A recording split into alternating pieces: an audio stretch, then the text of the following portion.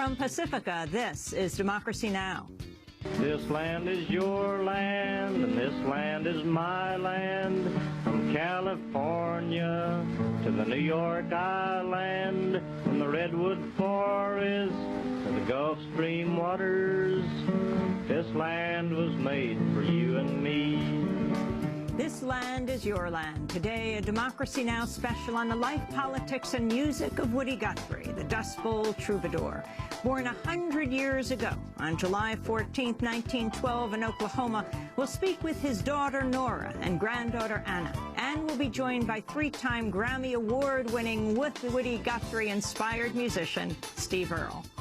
Woody's 100 years old, and I think and he invented my job, and I'm grateful for that. And I'm glad I have a job. There's a lot of people that cannot say that right now. And this is music for times exactly like this. Happy birthday, Woody. And legendary folk singer Pete Seeger. Woody took over and for 20 minutes entranced everybody, not just with singing, but storytelling. I come from Oklahoma, you know. It's a rich state. You want some oil? Go down the ground, get you some coal, get you some oil. If you want lead, we got lead in Oklahoma. Go down in a hole and get you some lead. If you want coal, we got coal in Oklahoma. Go down the hole, get you some coal. If you want food, clothes, or groceries, just go in the hole and stay there. Happy 100th birthday, Woody Guthrie. All that and more coming up.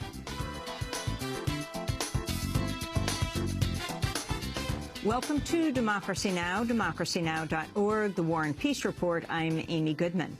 Republican presidential candidate Mitt Romney faced an icy reception Wednesday as he addressed the annual convention of the NAACP.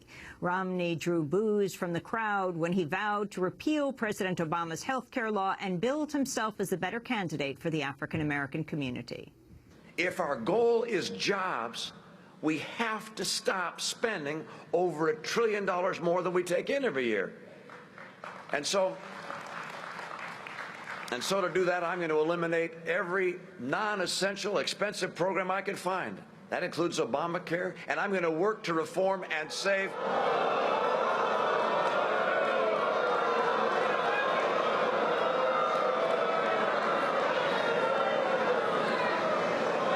I submit to you this: if you want a president who will make things better in the African-American community, you are looking at him. You take a look. Romney later drew controversy when he discussed his NAACP appearance at a fundraising event last night in Montana. Romney reportedly told the crowd, quote, "If they want more stuff from government, tell them to go vote for the other guy. More free stuff. But don't forget, nothing is really free."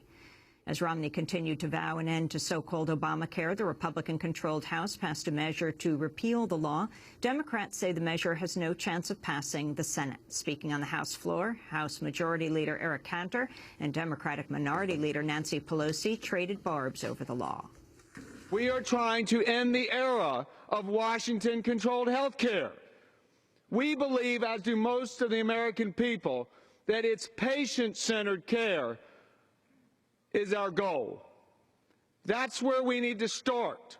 We start along the path towards that goal by repealing Obamacare. American people want us to create jobs. That's what we should be using this time on the floor for, not on this useless bill to nowhere that does serious damage to the health and economic well-being of America's families. Wednesday's House vote marked the 33rd time the House has voted to repeal all or part of Obama's health care law. The regime of Syrian President Bashar al-Assad has suffered the first known defection from its diplomatic ranks. In a statement to the news network Al Jazeera, Syria's ambassador to Iraq, Nawaf al-Faraz, announced his resignation and his new allegiance to Syria's rebels. I'm announcing my resignation as Syria's ambassador to Iraq. I'm also announcing my withdrawal from the Ba'ath Party, and I call on all party members to do the same, because the regime has used it as a tool to oppress the people and their aspirations to freedom and dignity. I'm announcing from this moment on that I'm siding with the revolution in Syria. It's my natural place in these difficult circumstances under which Syria is going through. Ambassador Faraz's defection comes as Assad faces the threat of new international sanctions at the United Nations. On Thursday, the U.S. and 3 Security Council allies submitted a new proposal that would give Assad a 10-day deadline to implement an international ceasefire plan or face new sanctions. The U.S. ambassador to the UN, Susan Rice, said the sanctions would shore up the work of international monitors inside Syria. The fact is that UNSMIS, regrettably, is not at present able to do the job that this Council mandated it to do because of the regime's persistent refusal to take the basic steps to halt the violence. Without this Council taking concrete measures to increase the pressure for the Annan and Geneva plans to be implemented by the government, it's not plausible to assume that UNSMIS will be any more able to fulfill its mandate in the future than it is now. In response to the proposal, Syria's ambassador to the UN, Bashar al-Jafari, said the threat of new sanctions could derail the international ceasefire plan. We are fully committed towards the success of Mr. Kofi Annan's plan, but at the same time we are fully warning everybody that the other efforts deployed by here and there, by this country or that country, to derail the 6-point plan of Mr. Kofi Annan from its initial track would be extremely dangerous. Thousands of people marched in Spain's capital of Madrid Wednesday after the government unveiled a new round of spending cuts and tax hikes to obtain a rescue of the country's banks. Speaking to lawmakers, Spanish Prime Minister Mariano Rajoy said the $80 billion austerity measures were demanded by the European Union as a condition for an emergency bailout of Spain's banks. With the inevitable fiscal adjustment, we must take on the structural reforms our economy needs to recover its competitiveness and flexibility to generate growth and jobs. The package I present in this chamber is balanced, which combines spending cuts with the initiatives for earnings following the recommendations of the European Council. After Spanish Prime Minister Rajoy's speech, an estimated 70 people were injured after clashes broke out between police and protesters in the streets of Madrid. The crowd included a large turnout of coal miners who say an end to government subsidies will kill their industry. One protester said Spanish workers are being forced to bear the brunt of Spain's fiscal crisis.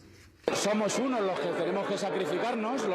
the workers, have to sacrifice ourselves for others, for the bankers, for those who don't pay their taxes.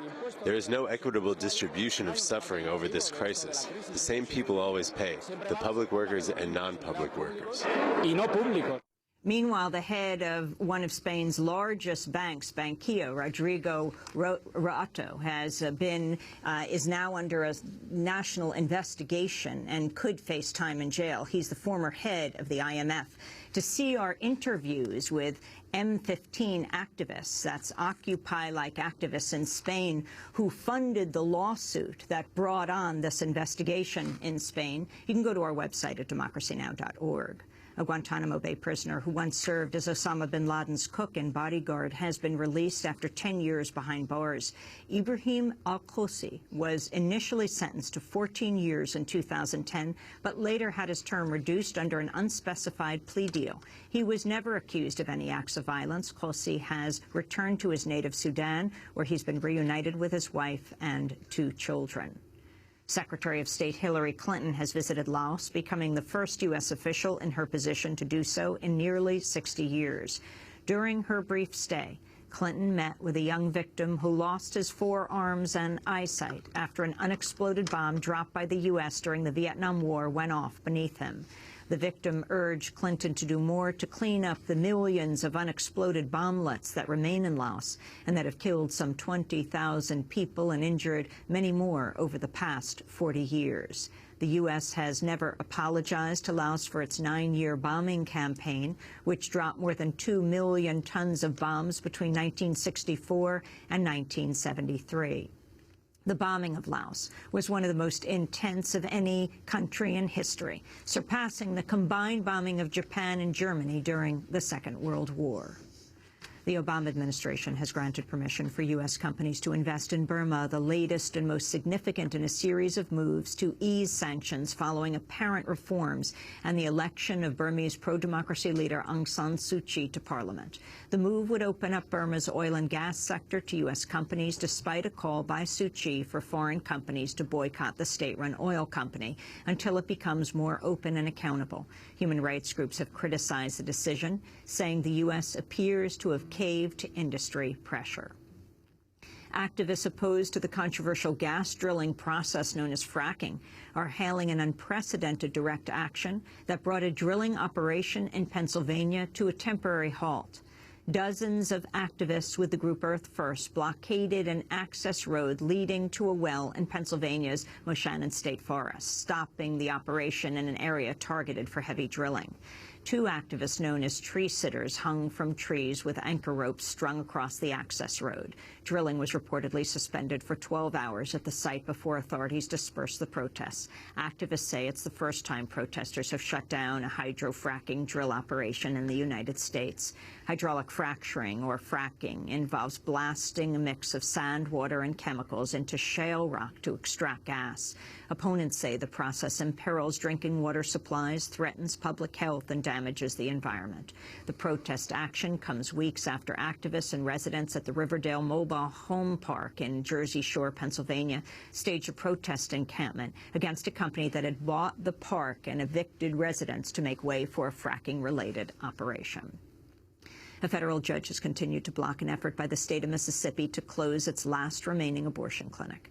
The Jackson Women's Health Organization faced closure under a new state law that would have forced all physicians who perform abortions to be OBGYNs with power to admit patients to local hospitals. The Jackson Clinic does employ OBGYNs, but only one has been able to obtain the necessary privileges from the hospitals. The law would have forced women to drive hundreds of miles out of state in order to obtain an abortion. On Wednesday, Judge Daniel Jordan of Federal District Court extended his ruling from earlier this month, blocking the law from taking effect for now. And at least one protester was injured in clashes with police at New York City's Zuccotti Park Wednesday during a rally celebrating the 100th birthday of the late legendary singer-songwriter Woody Guthrie. Hundreds of Occupy Wall Street protesters gathered at the park yesterday afternoon, and police reportedly began shoving people onto the sidewalk. The protesters had marched for 6 days from the Liberty Bell in Pennsylvania. During the rally, protesters sang Guthrie's legendary folk ballad, "This Land Is Your Land." And those are some of the headlines. This is Democracy Now!, democracynow.org, the War and Peace Report. I'm Amy Goodman. And I'm Juan Gonzalez. Welcome to all of our listeners and viewers around the country and around the world.